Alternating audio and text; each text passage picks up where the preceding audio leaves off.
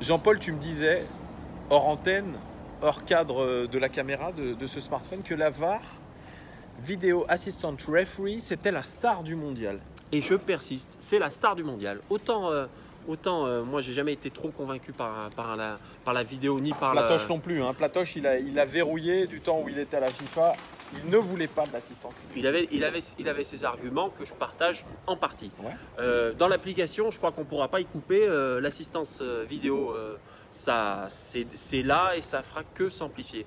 En revanche, moi j'étais un peu Ligue 1 l'an sceptique. prochain. Hein. Absolument. Et ouais. ce sera le cas aussi en première ligue portugaise.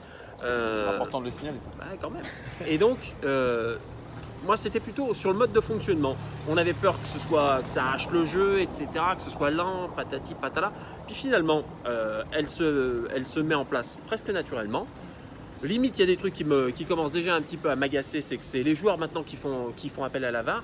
Exemple, Kylian Mbappé, qui la décision ne lui plaisait pas, direct. Il demande ça, donc ça c'est assez chiant. Ça met la pression. Alors est-ce qu'on ne pourrait pas faire comme au tennis? C'est-à-dire quand ils ont le Hawkeye, ils ont le droit à 3 Hawkeye. Par exemple. Pourquoi on ne ferait pas une limitation de tout ça? En tout cas, normalement, c'est que l'arbitre qui a le droit de décider s'il prend la VAR ou pas. Mais effectivement, on voit des joueurs qui s'attroupent devant et qui demandent la VAR. Et qui pleurnichent.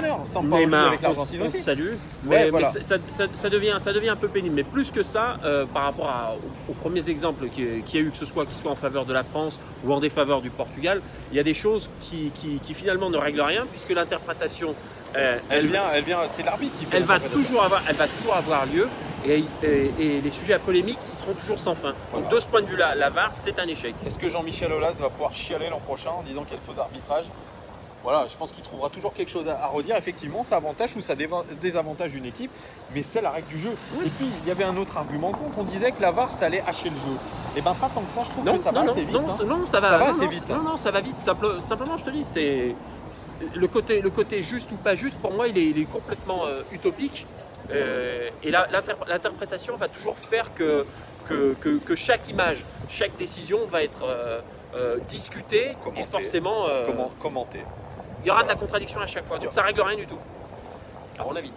C'était ton avis et que je partage plus ou moins. Ouais, moi je pense que c'est une bonne chose là-bas.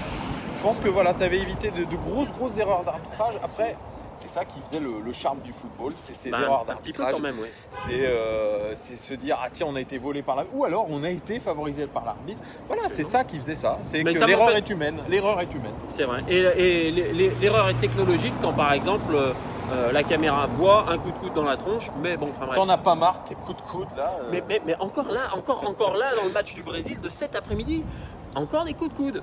C'est comme ça, c'est le geste technique favori de Sergio Ramos, de Nicolas Otamendi. Voilà, c'est tous ces joueurs. Hein. Pep aussi, pardon, excuse-moi de te le répéter. Aussi, mais voilà, tous ces joueurs violents, Neymar en a mis un joli aussi. Ouais, mais il est provoqué, qu'est-ce que tu veux? Ah non, mais provoquer, ça excuse pas tout. Non, tu as raison.